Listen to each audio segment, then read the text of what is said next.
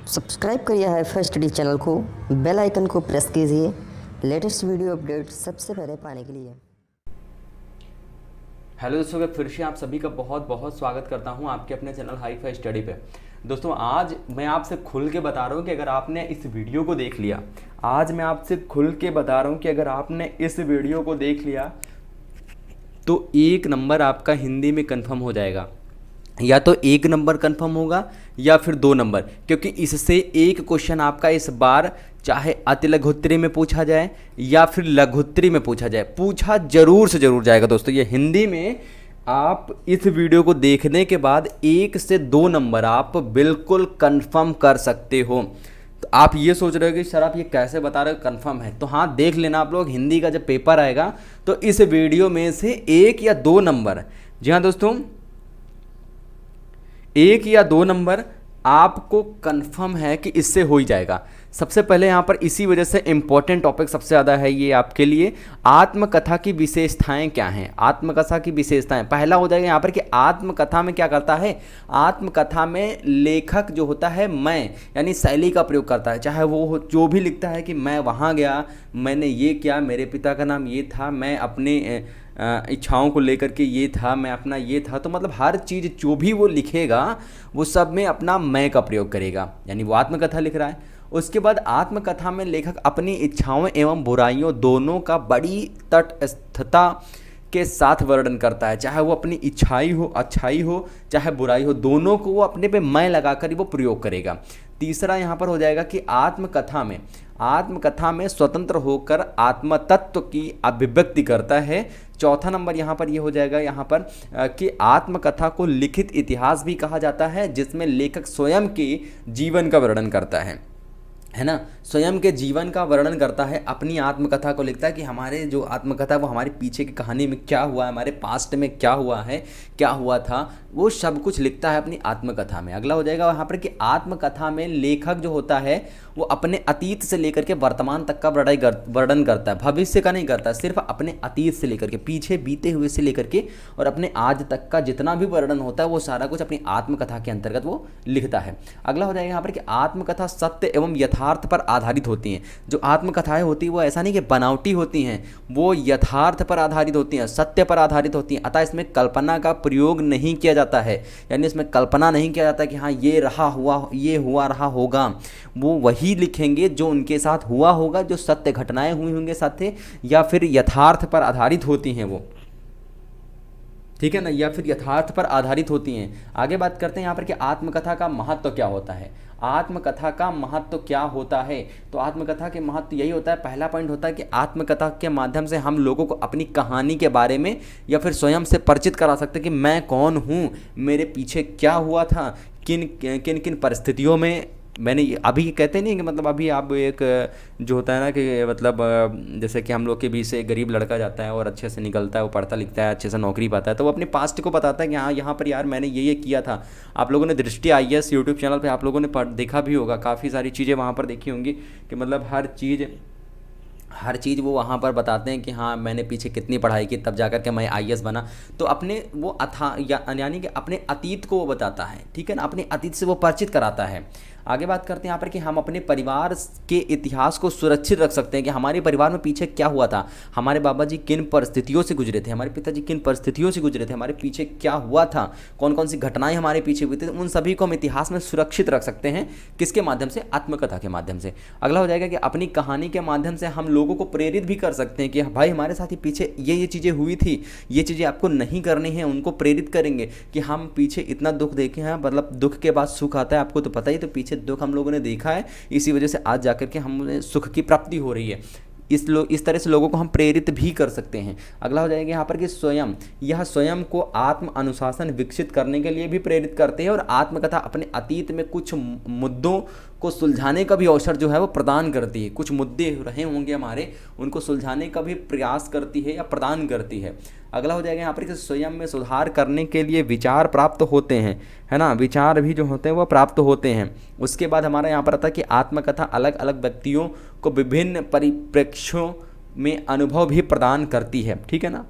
अब यहाँ पर बात आती है दोस्तों, यहाँ पर जीवनी और आत्मकथा में अंतर भी मैं अभी आपको बताऊंगा, ये भी सबसे इंपॉर्टेंट है, ये लघुत्तरी में पूछा जाता है ना। तो ये हो सकता है कि आपकी बात पूछा जाएगा, और 1 से 2 नंबर, जैसा कि मैंने आपको बताया कि इस टॉपिक से, पूरे टॉपिक से लेकर के 1 से 2 नंबर का आपका कन्फर्म है दोस्तों। ये चीज़ें मैं आपको कन्फर्म के दे रहा हूँ कि 1 से 2 नंबर का जरूर पूछा जाएगा, इसको आप लोग रट ही लीजिएगा। आत्मकथा के तत्व भी पूछा जा सकता है कि आत्मकथा के तत्व क्या होते हैं, आत्मकथा के तत्व कितने माने गए हैं, ठीक है ना। तो इसमें आपका पहला तत्व आ जाता है वर्ण्य विषय, उसके बाद पात्र यानी चरित्र चित्रण जिसे आप कहते हो, उसमें पात्र रखते नहीं हैं आत्मकथा में कि ये पात्र है। उसके बाद उद्देश्य भी उसका कुछ ना कुछ होता है, उसके बाद देश काल भी होता है, संवाद भी होता है, और उसमें भाषा शैली का भी प्रयोग किया जाता है।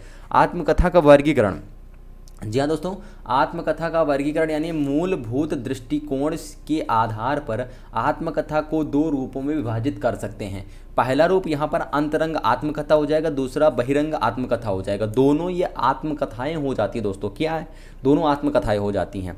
बात करते हैं यहाँ पर कि स्थूल दृष्टिकोण के आधार पर आत्मकथा का वर्गीकरण इस प्रकार भी हो सकता है। किस प्रकार से?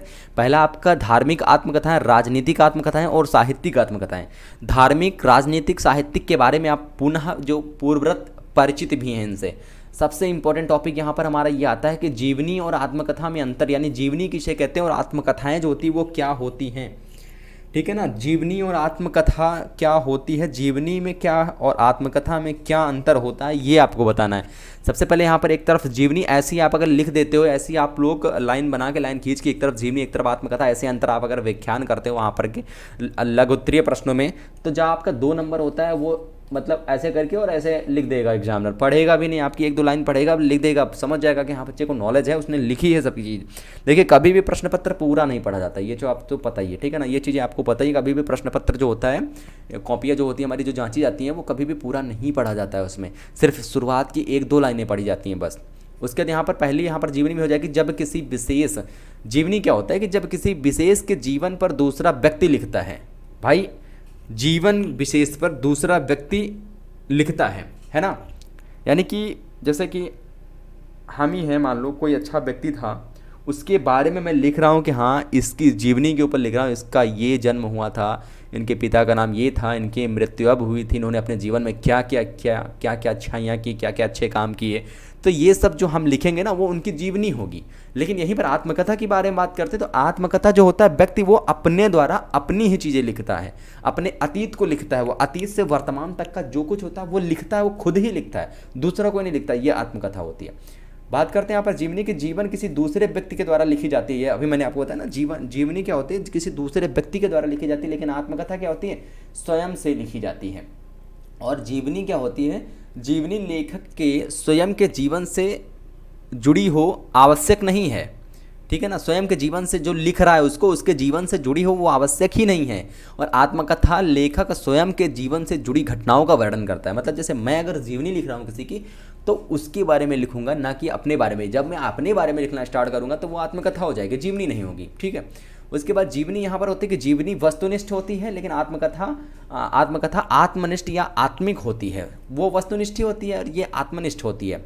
बात करते हैं यहाँ पर कि जीवनी में लेखक क्या करता है, लेखक बाहर से भीतर की ओर प्रविष्ट होता है, बाहर से वो भीतर की ओर प्रविष्ट होता है। लेकिन आत्मकथा में क्या होता है कि आंतरिक जीवन से लेकर के और बाहर लोगों के सामने प्रकट करना पड़ता है, ठीक है, बाहर लोगों के सामने प्रकट करना पड़ता है। ये होता है हमारा क्या, आत्मकथा होता है। उसके बाद बात करते हैं यहाँ पर 6 नंबर पॉइंट की, जीवनी में विवरण एवं तथ्य की झलक होती है।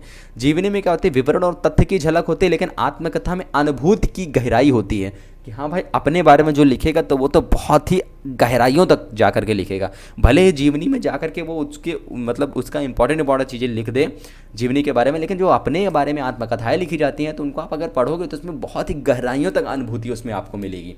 उसके बाद 7 नंबर पॉइंट यहाँ पर कहता है कि जीवनी लेखन की शैली वर्णनात्मक होती है और आत्मकथा लेखन की शैली अभिव्यंजनात्मक होती है। जबकि 8वां नंबर यहाँ पर हो जाएगा कि जीवनी में क्या होता है, जीवनी में लेखक दूसरे के बारे में लिखता है, इसलिए आशंका बनी रहती है कि हाँ भाई वो चीज़ सही है या नहीं है, भाई दूसरे के बारे में लिख रहा है ना। लेकिन आत्मकथा अगर लिखता है कोई किसी की अगर आत्मकथा होती है तो उसमें बिल्कुल भी संशय ही नहीं होता है, इसलिए वह विश्वसनीय होता है। यानी कि लेखक क्या करता है, लेखक अपने बारे में, स्वयं अपने बारे में लिखता है, इस वजह से उस पर हम आंखें बंद करके भी विश्वास कर सकते हैं, क्योंकि चूंकि वो अपने बारे में लिख रहा है। तो अपने बारे में तो सभी को पता ही होता है, लेकिन जीवनी दूसरे के बारे में लिखने में अगर थोड़ा सा भी कहीं मतलब थोड़ा सा भी मिस्टेक हो गया ना कि हाँ ये चीज़ शायद ये रहा होगा या नहीं रहा होगा, तो मतलब उसमें थोड़ा सा भी कन्फ्यूजन आ सकता है। लेकिन भाई जीवनी जो आत्मकथा होती है उसमें थोड़ा सा भी कन्फ्यूजन आने का कोई चांस ही नहीं रहता है।